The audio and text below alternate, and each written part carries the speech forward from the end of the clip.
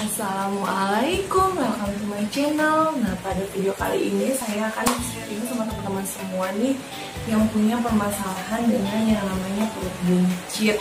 Dan saya juga dulu mengalami hal yang sama, perut saya buncit banget. Bisa dilihat di foto sebelah sini. Nah, ini udah kayak ibu hamil berapa bulan ya, dan sekarang alhamdulillah ya sudah mulai mengempes, sudah bisa diatasi dengan tips ala saya. Saksikan terus videonya, jangan cuma disaksikan aja tapi ya diikutin dan dijalankan secara konsisten. Insya Allah hasilnya sangat luar biasa karena ini dialami sendiri oleh saya, pengalaman saya sendiri yang benar-benar bisa terbukti. Oleh sebab itu saksikan terus videonya, jangan lupa di like, di share, dan komen, serta subscribe, dan nyalakan loncengnya. Stay tune.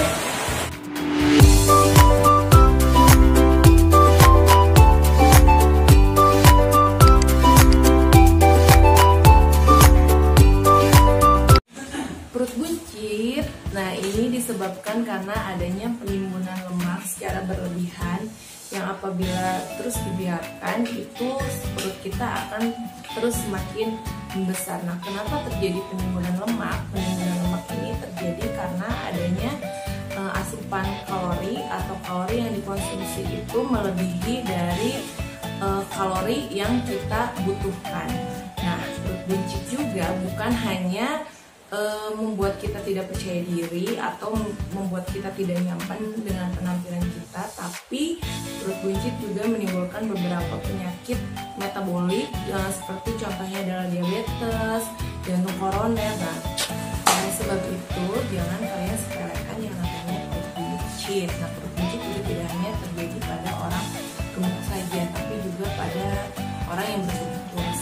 Cara menghilangkan perut buncit itu solusinya adalah dengan kalian melakukan yang namanya defisit kalori. Apa itu defisit kalori? Di video sebelumnya aku udah bahas tentang apa itu yang namanya defisit kalori. Bagi kalian yang belum nonton, silakan saksikan video saya mengenai defisit kalori, pengertiannya, contohnya seperti apa. Nah, di situ dikupas tuntas tentang yang namanya defisit kalori.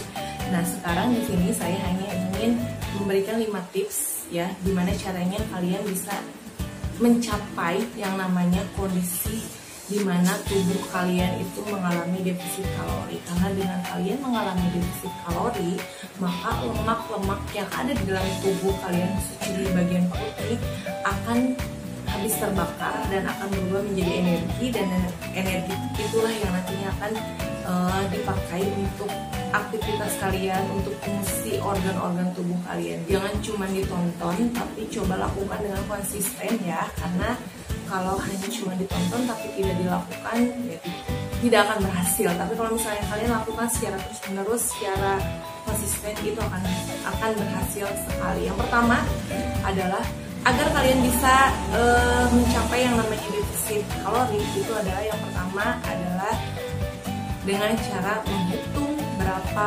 kalori yang kalian konsumsi. Nah, dengan cara apa? Nanti menggunakan aplikasi yang namanya Fat-Secret.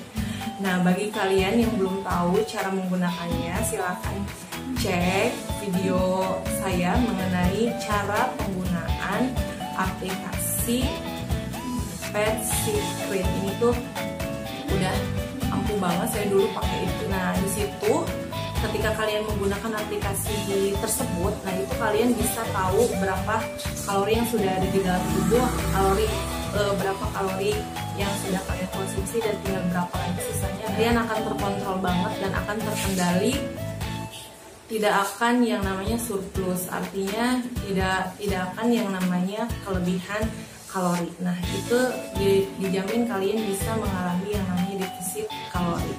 Nah, yang kedua itu adalah, yang kedua itu yang benar-benar awalnya itu pasti kalian belum terbiasa ya, karena yang kedua itu adalah merubah waktu makan kalian. Nah, gimana sih caranya merubah waktu makan kalian? Maksudnya apa sih merubah waktu makan kalian? Waktu makan adalah waktu di mana tubuh kita membutuhkan yang namanya energi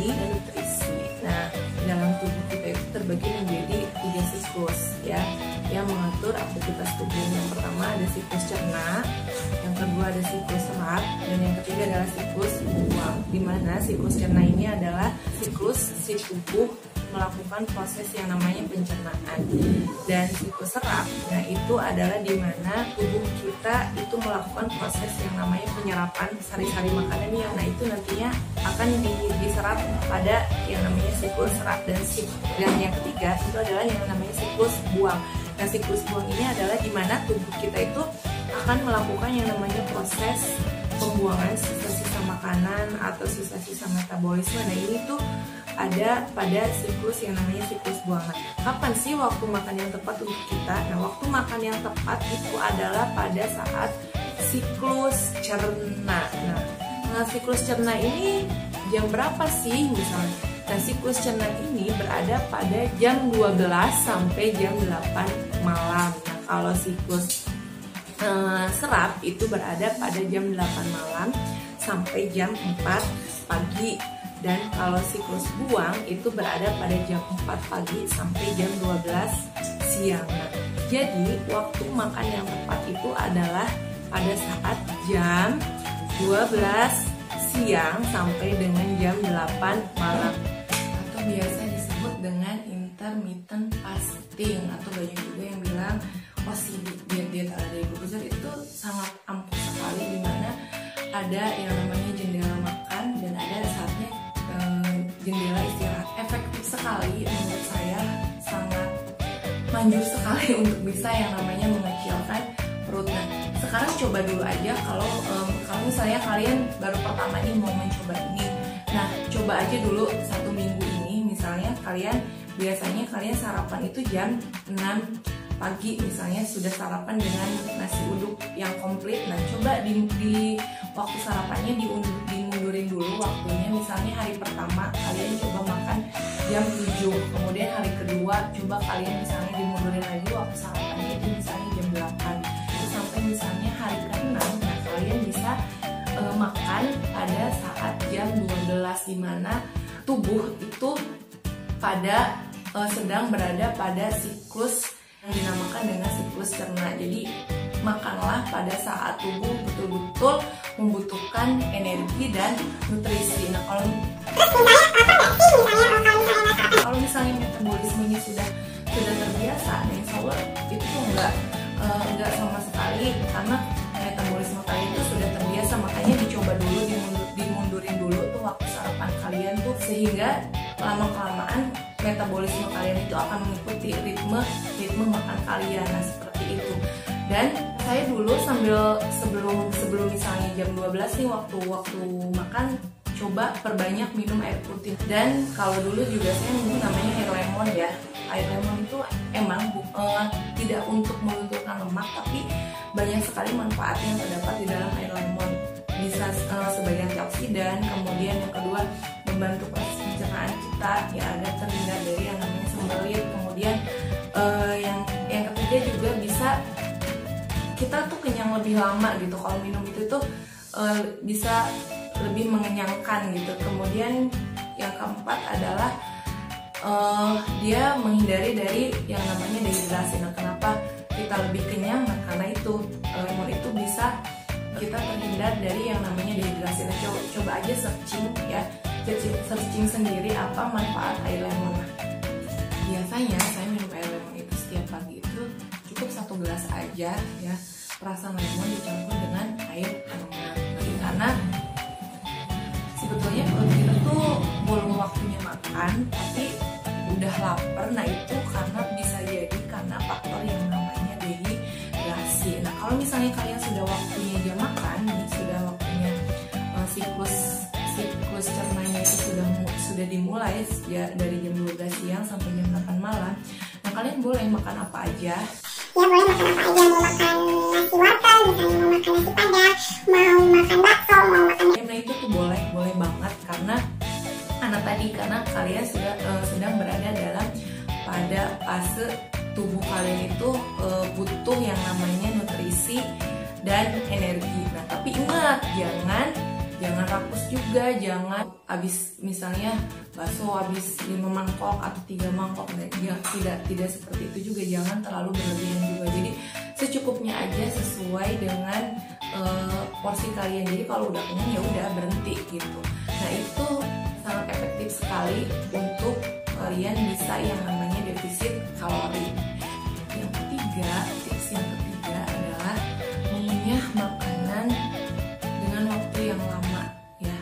Dengan kalian mengunyah makanan lebih lama, maka makanan yang kalian makan itu akan lebih halus sehingga nutrisinya itu akan mudah diserap oleh tubuh. Nah, proses awal pencernaan itu dimulai dari mulut. Nah, mulut ini akan memulai yang namanya proses pencernaan, di mana di dalam mulut itu terdapat enzim yang dinamakan enzim amilase. Nah, disitulah enzim amilase akan mengubah yang namanya zat amilum menjadi glukosa, dan itu tuh akan mudah sekali yang namanya kamu merasakan kenyang. Dengan semakin lama kita mengunyah makanan ya, semakin lama kita mengunyah makanan, jadi makannya itu jangan buru-buru, takut kehabisan orang. Nah, dinikmatin, diresapin, pokoknya dinikmatin setiap